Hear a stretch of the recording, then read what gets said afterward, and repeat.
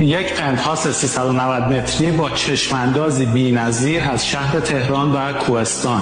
با ما همراه باشید.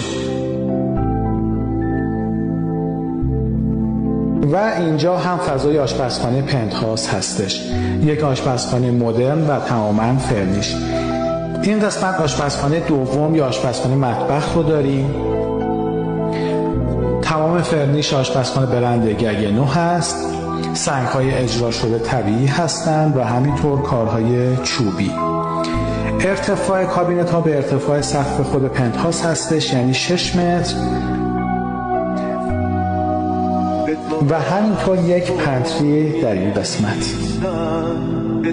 اینجا اتاق مستر اصلی این پنتهاوس هستش، همونطوری که ملاحظه می‌کنید چشم‌انداز شرق، ارتفاع سقف 6 متر و همینطور قسمت سرویس ها و کلازت خیلی جذابی داره. یک آینه این قسمت کار شده، قسمت فرنگی، دوش، 2 تا روشویی اینجا داریم که تماما برند هم هستن و همینطور یک کلازت جذاب با ارتفاع سقف 6 متر.